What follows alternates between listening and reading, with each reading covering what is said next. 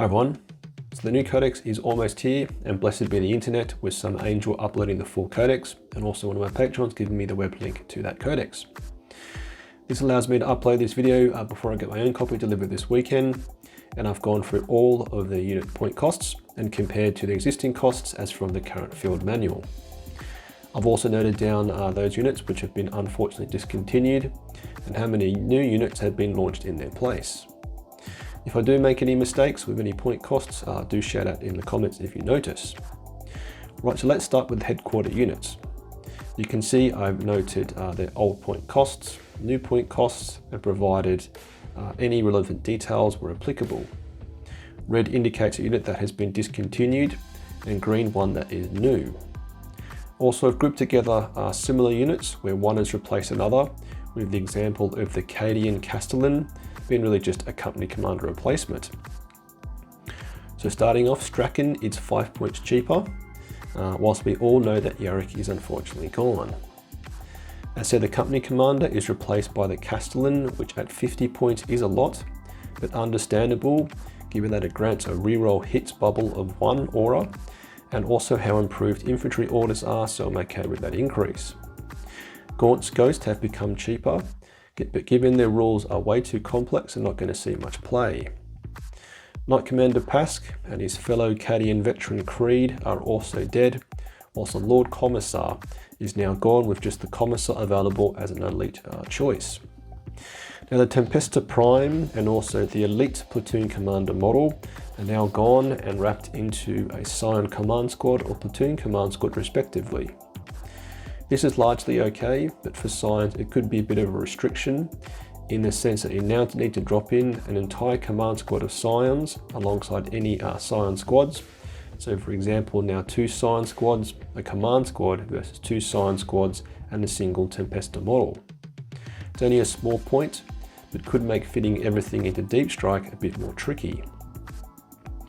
You can see that the Scion command squad is more expensive when compared to the joint cost of the old units in totality.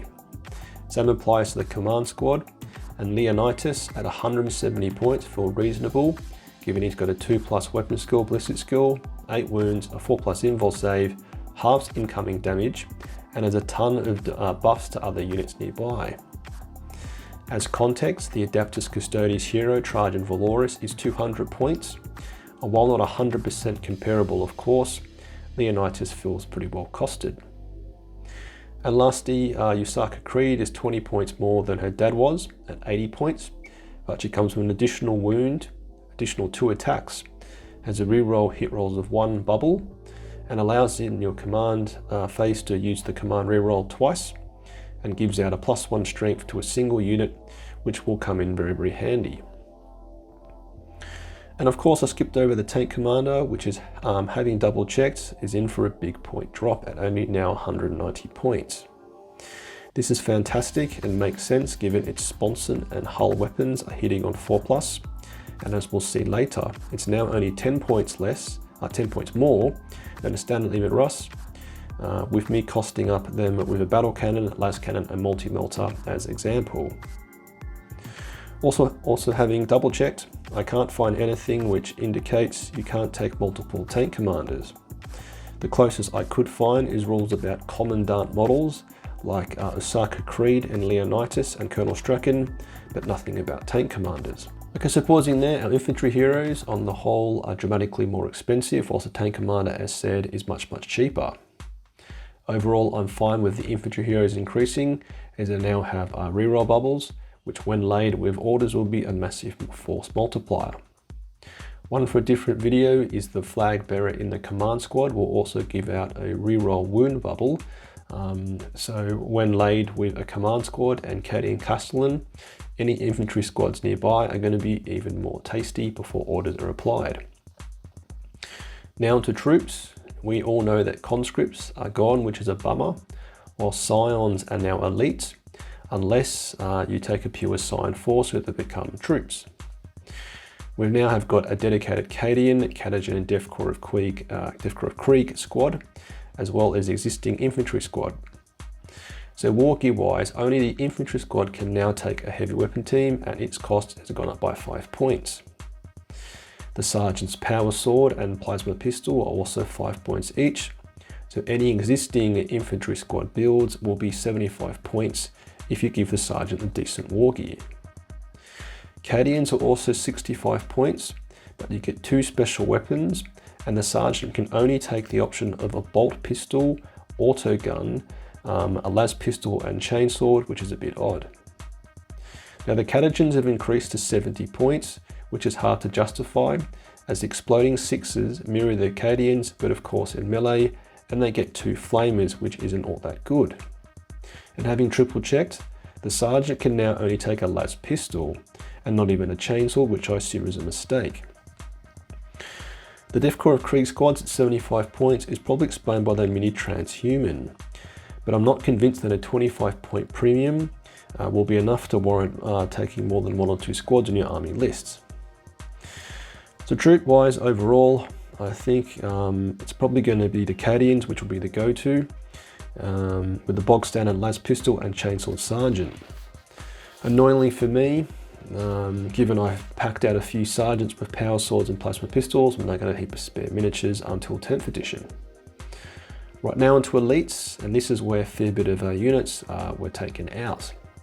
I'm largely okay with most of these, and this part of the codex was definitely quite cluttered, but I don't agree with the deletion of the special weapon team. Servitor staying, they could have been dropped instead, as they serve absolutely no purpose in this codex.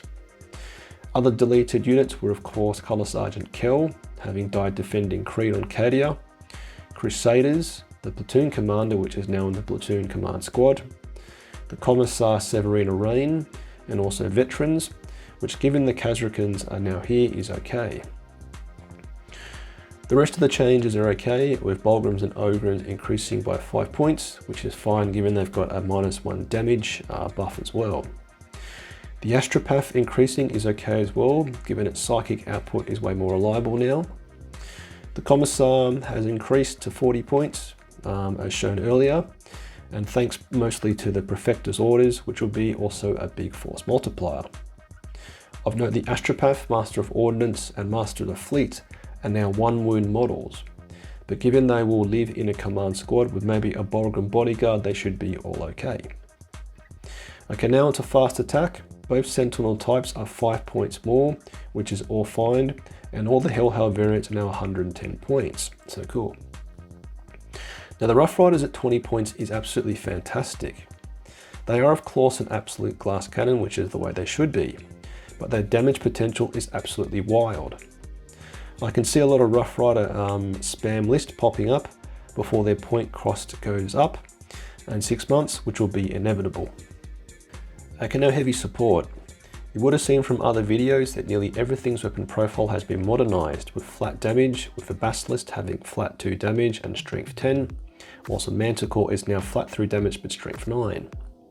This is a bit of a head screw for the two, but loosely I think their point changes are accurate, which will reflect the damage they will do. Definitely something to look at in a later video. I'd actually say that the Hydra staying at the same is probably a miss, given it's going to blow things out of the sky, thanks to firing twice against aircraft, so dealing 16 strength 7 AP2 flat 2 damage shots, which should wreck any planes out there in the current meta. As the Leman Russ is now 10 points cheaper than the Tank Commander, and it too has had a points reduction. The Rogal Dawn is confirmed at 280 points if equipped with sponsored multi-melters, for example, and for its 17 wounds, that puts it at 16 points per wound, which is very close to Leman Russ at 14 points per wound, which has now got 13 wounds. Of course, a Rogal Dawn is toughness 9 versus a Leman Russ's toughness 8. Survivability wise, this is important. The Rogal Dawn arguably gets more firepower thanks to its belly mounted mini demolisher cannon or Gatling cannon. With about 100 points more than Leman Russ, it could be too much of a point sink. Sure, its oppressor cannon will be very oppressive, but I prefer to have 1.5 Leman Russ than one big tank. So pausing there, we seem to be in a place of quite a few point increases with some key point decreases.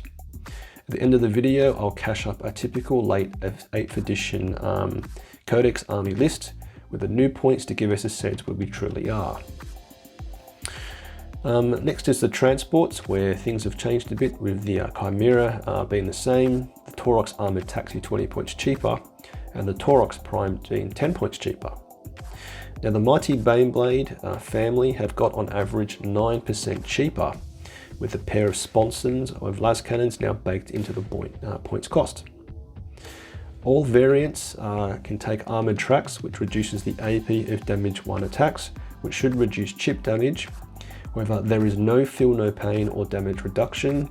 Instead, we get additional wounds, with some at 28 wounds and some at 30 wounds. This puts the rough points per cost in line with the Leman Russ. So is the Baneblade great again? Maybe. A topic for another video, but given it'll have the turret weapon rule, the damage output of this monster is going to obviously escalate. Also, if we do for some reason keep Armour of Contempt at in the next balanced data slate, it is going to be wild and probably make guard a bit too overpowered.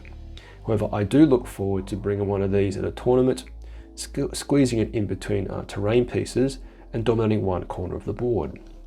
So as you can see, a lot of numbers going up and quite a few going down, with 22 units going up and 17 going down, to be absolutely precise. So what does this do to a typical army list? So use an existing list with a company commander, 3 tank commanders, 7 infantry squads, 2 command squads, 2 platoon commanders, 3 sentinels, a basilisk heavy weapon squad, manticore and 3 chimeras. You'll go from 2,000 points to 1950. Obviously, you probably won't be taking the same style of list anymore, but it does indicate that overall point-wise, we're probably actually in the same place. Of course, if you do decide to take more infantry units, be it Catagens or Death Corps of Krieg, you could probably get less than you currently do. But simply then just take some Leman Russes to even it out. And very, very lastly, let's show all the confirmed discontinued units versus the new ones that have been launched. You can see here that overall we've actually lost only a fair few units, so not as bad as we first felt. Clearly a lot of debate as to whether these replacing the old ones will benefit us longer term overall, but I do agree that Yarrick being discontinued is a bummer, especially given I recently finally painted an old metal miniature I had from when I was a kid. But yep, what do you think of all these point changes? Let me know in the comments. And if you want to support me, feel to buy some channel merchandise, leave a like, comment or subscribe, or join my Patreon platoon. So keep your bayonet sharp, las gun oiled, faith in the Emperor strong, Patreon platoon, sound off. Tank Commander Glenn, Tank Commander Mitchell, Tank Commander Watchdog Van Etten, Colour Sergeant DuPont, Sergeant Broxius, Adal, the Colonel Merrill, Veterans Gibson, Hall, Lundeen, Guardsman Beard, Coquelin, Flint, Hills, Malik, Nitton, Nguyen, Smith, Tom, Tompkin, Conscript Bosun, England, Gilliam, Goodwin.